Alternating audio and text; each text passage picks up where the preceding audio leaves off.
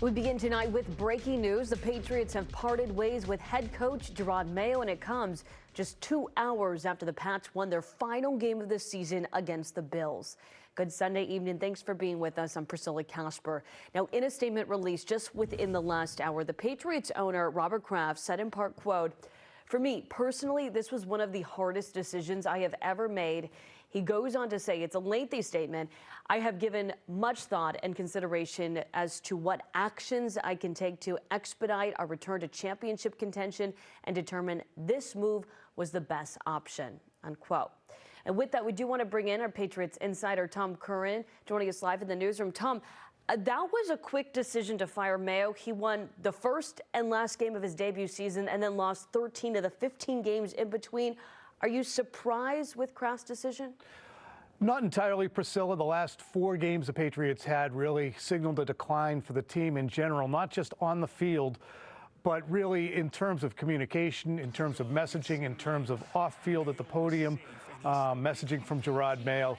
And the team really needed to use these final 4 games as a springboard. I had somebody high up in the organization say to me, just before these final 4 games, when I asked whether Jerod's position could be in any jeopardy, he said, well, what are we talking about? Could they be in jeopardy if we lose 90-0? I mean, I suppose we'd have that conversation.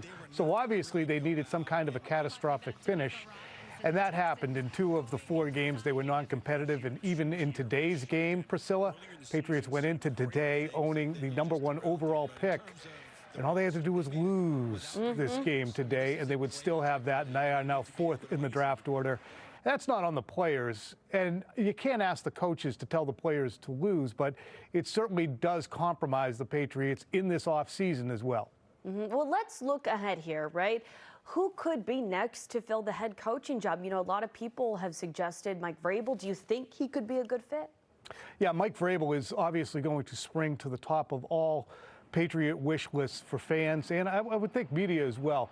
He is exactly what you need in terms of the Patriots having someone with head coaching expertise and experience. He coached for the Tennessee Titans, and he also was here, of course, from 2001 through 2008 as a Patriots player, was part of that initial dynasty that was going through the first portion of the great success the Patriots had.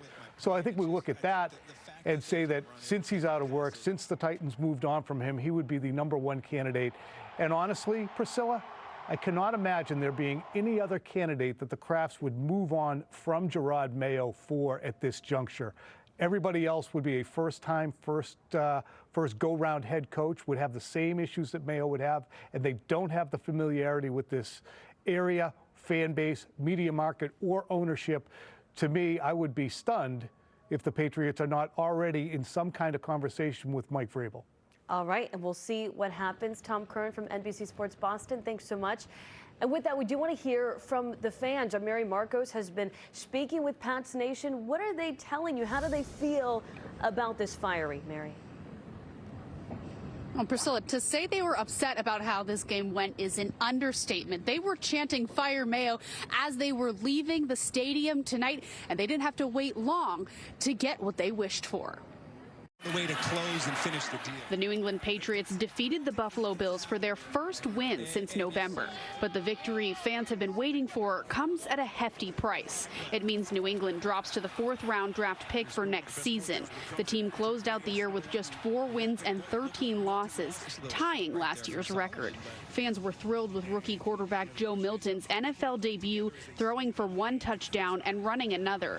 But the end of yet another dismal season means head coach Jerod Mayo is out of a job. CEO Robert Kraft just put out a statement saying in part, quote, "I have given much thought and consideration as to what actions I can take to expedite our return to a championship contention and determined this move was the best option at this time."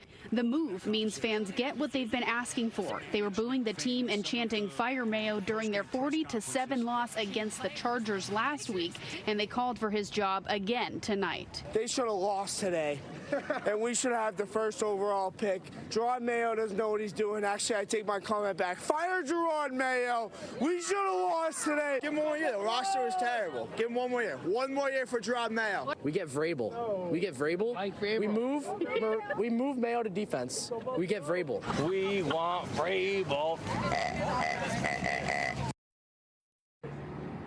Now, as you heard, fans are already calling for Mike Vrabel to take over the helm, and he is currently interviewing for other jobs. Live outside Gillette Stadium, Mary Marcos, NBC 10 Boston. All right, Mary, thanks so much. And don't forget, football fans, there's also a huge matchup tonight.